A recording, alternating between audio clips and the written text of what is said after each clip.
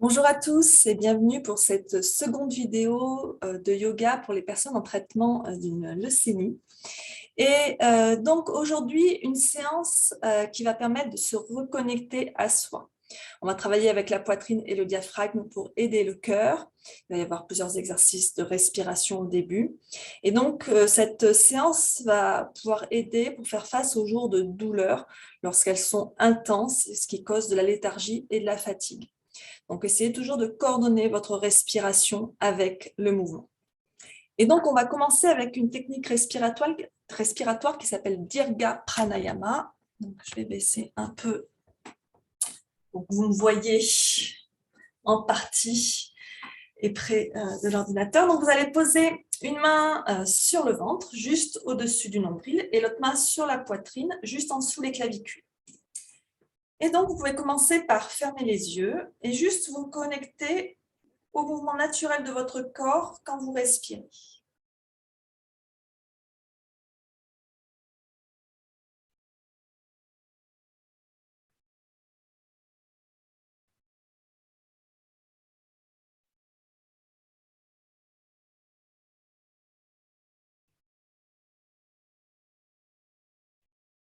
Connectez-vous au mouvement de vos mains, gardez les yeux fermés. Laissez votre respiration être naturelle.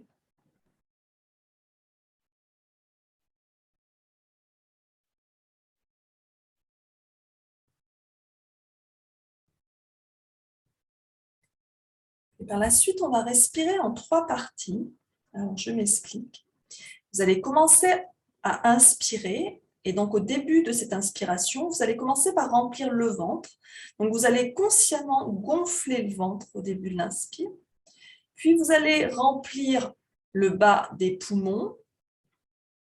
C'est la deuxième partie. Et en dernier, le haut de la poitrine, donc la partie au niveau des clavicules. Au bout de l'inspire, vous marquez une petite pause, 1 ou 2 secondes. Puis vous expirez en vidant d'abord la partie au niveau des clavicules, puis le milieu des poumons, et en dernier le ventre, en rentrant bien le ventre de manière consciente. On contracte les abdos. Donc je récapitule. On inspire, on remplit d'abord le ventre, les poumons, le haut de la poitrine.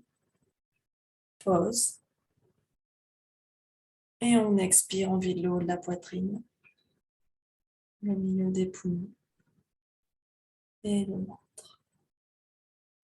Et ainsi de suite, continuez à respirer comme ça, à votre rythme.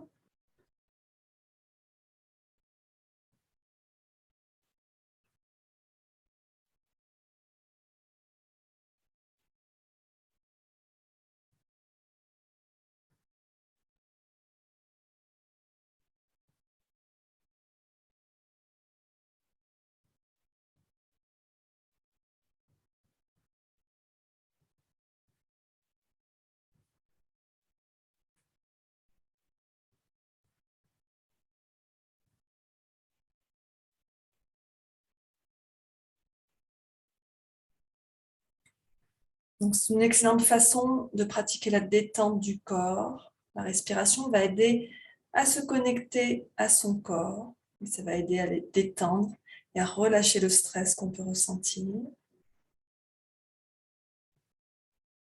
Donc, vous pouvez continuer à pratiquer cette respiration Dirga Pranayama pendant au moins 2 minutes. Vous pouvez mettre la vidéo en pause puisqu'on va pas, je ne vais pas le faire en si longtemps dans cette vidéo. Donc, n'hésitez pas à mettre la vidéo en pause, à pratiquer aussi longtemps que c'est confortable pour vous, et ensuite à relancer la vidéo. Pour la suite, on va pratiquer une respiration qu'on appelle Ujjayi. Donc Ujjayi, c'est une respiration où on contracte l'arrière de la gorge, ce qui fait qu'on fait une respiration assez sonore. On l'appelle aussi la respiration victorieuse, on l'appelle aussi la respiration de l'océan, parfois aussi sur un ton plus humoristique, la respiration à la Dark Vador. Donc on contracte l'arrière-gorge de la même façon que quand vous voulez faire de la buée sur un miroir ou quand vous bâillez. Vous pouvez essayer. Quand vous faites ça, vous sentez l'arrière-gorge ici qui se contracte. Et donc ce qu'on veut, c'est reproduire cette contraction qui va réduire en fait l'endroit par lequel passe l'air Et on veut reproduire cette contraction tout en ayant la bouche fermée. Donc, ça donne une respiration un peu sonore. On la pratique aussi bien à l'inspire qu'à l'expire. Et on l'appelle aussi respiration donc, de l'océan, comme je vous le disais, parce que si vous placez vos mains sur vos oreilles pendant que vous respirez de cette façon, vous allez avoir l'impression d'entendre le bruit des vagues qui vont et qui viennent. Donc voilà, je vais essayer de vous la montrer ici. Je ne sais pas ce que ça va donner au niveau sonore, au niveau de l'ordinateur. Alors, il faut savoir que c'est une respiration sonore, mais pas non plus quelque chose de très bruyant. C'est-à-dire que si on s'approche de vous, on vous entend. Par contre, si vous êtes dans une pièce assez grande et que quelqu'un à l'autre bout de la pièce vous entend respirer, c'est que vous forcez trop. Et en l'occurrence, que vous forcez trop sur les cordes vocales. Et ce n'est pas ce qu'on cherche. On risque de s'abîmer les cordes vocales. Donc, il faut trouver à la juste mesure où c'est un son quand même relativement discret. Donc, je vais le forcer un petit peu pour essayer de vous le faire entendre ici dans la vidéo. Donc, c'est parti pour Ujjayi.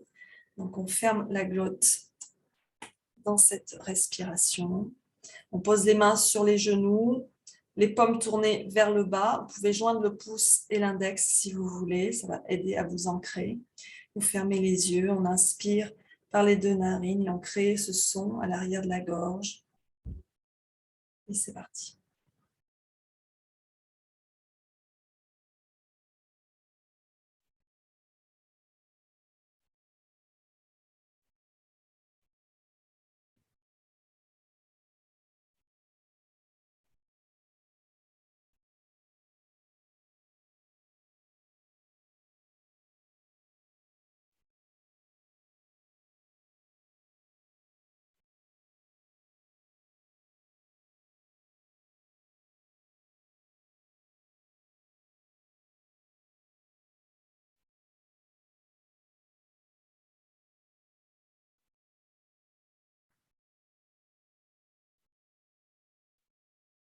Pensez à garder le dos bien droit.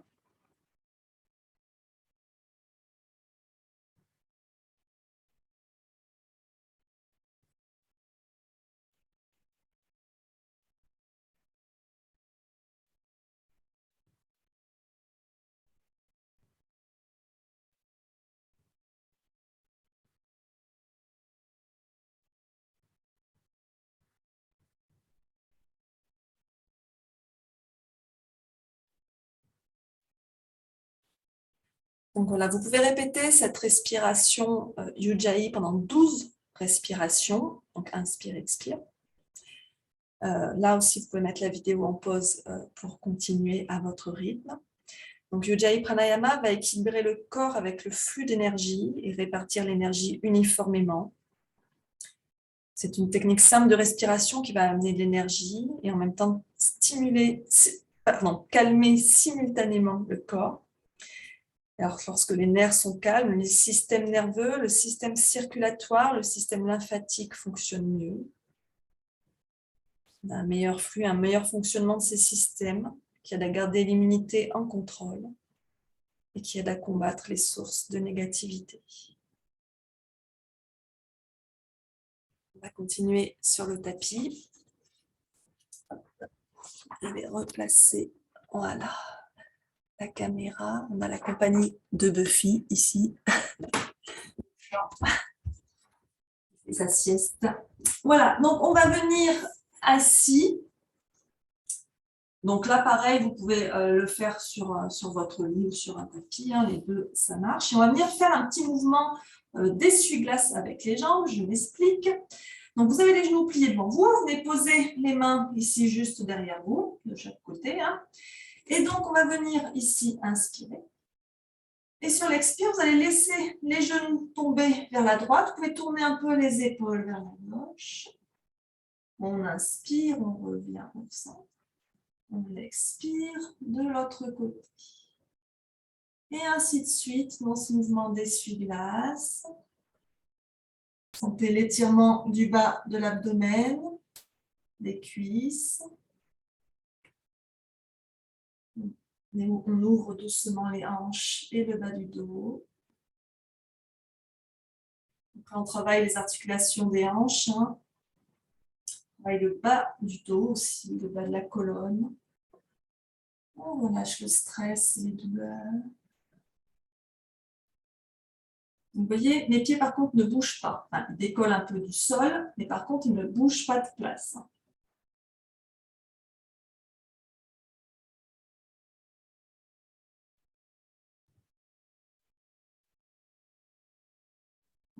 Ça. On inspire au centre. On expire sur le côté. On revient au centre. Et vous allez prendre une position assise confortable pour ce qu'on appelle les cercles de souffle. Ça peut se faire aussi assis sur une chaise. Il n'y a pas besoin d'être forcément en tailleur. On pose les mains sur les genoux. Et donc, on va venir, tout en respirant, amener le buste vers l'avant, sur le côté, un peu vers l'arrière, de l'autre côté. Alors, ce n'est pas la tête qui bouge, hein, c'est bien le buste, tout le torse qui tourne. Ça va libérer toutes les tensions autour du ventre, du bas du dos, du bassin. Parfois, on garde des tensions au niveau des hanches et des épaules. Ça peut entraîner de l'inconfort dans le corps. Restez connecté à votre souffle. Parce que c'est une façon de dynamiser le corps, cette pratique. Restez bien centré sur votre sacrum, sur le bas de votre colonne. On change de sens. Ça va stimuler la zone du sacrum pour faire circuler l'énergie, le prana.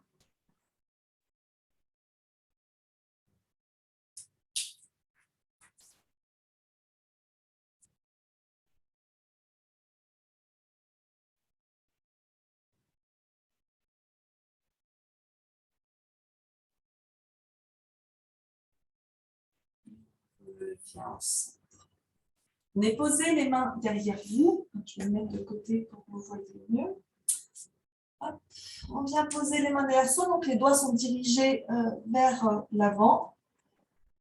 On creuse un peu le dos, on penche un peu le dos vers l'arrière. Aussi, là, c'est juste pour étirer un peu les poignets. Gardez bien la poitrine ouverte. Regardez devant vous. On respire.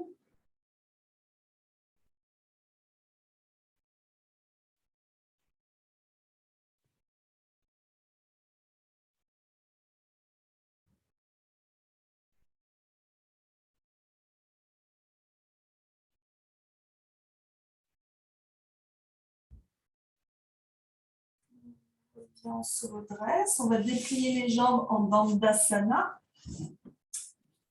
On décale bien les muscles sur les os des fesses pour que les os des fesses soient bien ancrés. Les pieds flex, le dos bien droit, les mains au sol de chaque côté. On étire la colonne vers le ciel, on rentre le ventre.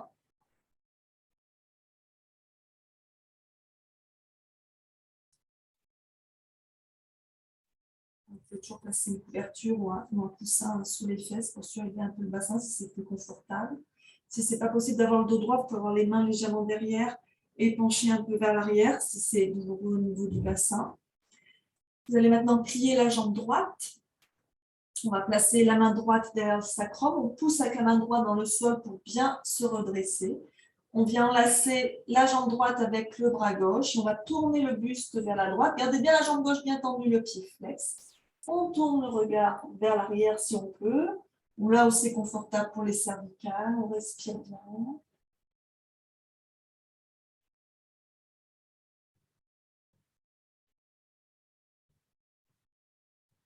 On exerce un peu de pression sur la base de la colonne. Donc, favoriser la fluidité du système lymphatique. En aidant à réduire les douleurs qui peuvent survenir dans les épaules, dans le cou, les hanches, le bas du dos, en raison soit de la maladie, soit du traitement. On inspire, on revient au centre. On change de côté, on tend la jambe droite, on plie la jambe gauche. La main gauche derrière, la jambe droite bien tendue, le pied flex. On pousse avec la main gauche dans le sol pour bien redresser le dos. On enlace la jambe gauche avec le bras droit et on tourne le buste vers la gauche. On respire. Continue à bien respirer, lentement et profondément, toujours par le nez. Attention qu'il n'y ait pas des tensions qui se logent dans le corps pendant la pratique. Gardez le corps détendu. Vous amenez un sourire sur votre visage.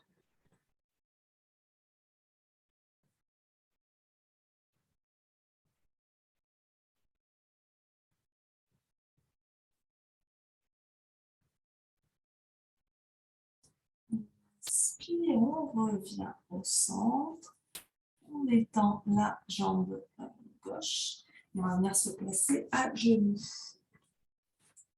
Assis sur ses talons un instant. Alors, quand ce n'est pas possible d'être assis sur ses talons comme ceci, parce que peut-être que vous avez des problèmes de genoux, à ce moment-là, vous pouvez placer un coussin ou une couverture entre les mollets et les cuisses pour venir vous asseoir dessus et que la flexion soit moins importante dans les genoux, le dos bien droit, les mains posées sur les cuisses, on respire. Relâchez bien vos épaules.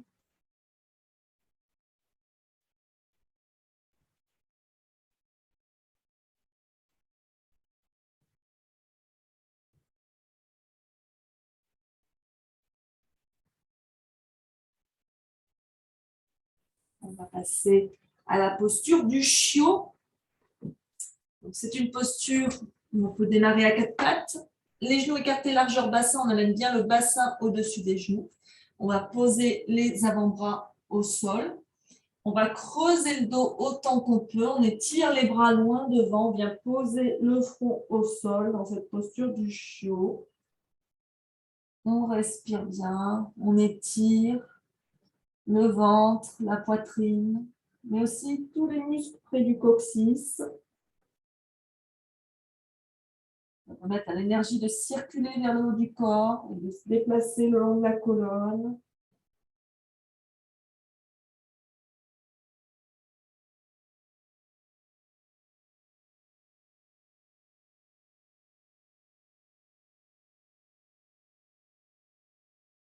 Et vous allez reculer les fesses pour les amener vers les talons, écarter les genoux assez largement, les bras étirés loin devant, le front toujours posé au sol pour cette posture de l'enfant. On respire bien, on essaie de calmer son esprit dans cette posture. On observe son souffle.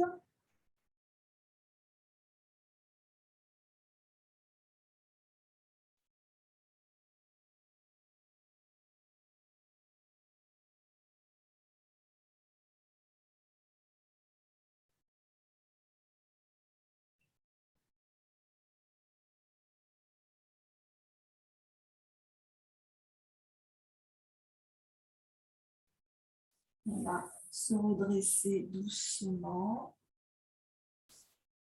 Pour une posture qui va peut-être être la plus compliquée de cette séance, c'est la formule accroupie. Pas tout le monde qui a encore bien accès à cette posture.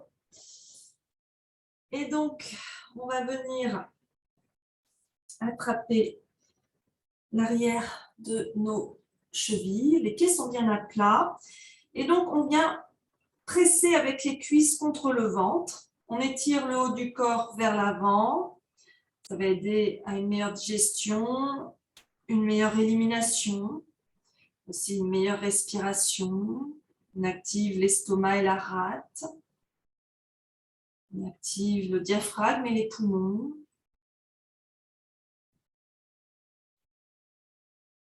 Si on utilise efficacement ses poumons, ça peut maintenir les infections à la marge.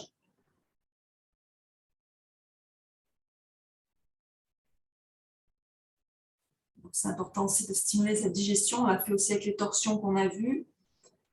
Parfois, quand on est un peu stressé, ça peut conduire à une mauvaise digestion. Et s'il y a une mauvaise digestion, on a aussi une immunité plus faible.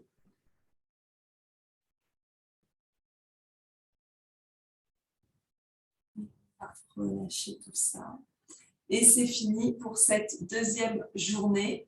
Je vous remercie d'avoir pratiqué avec moi. Passez une très belle journée. Namasté. Prenez soin de vous.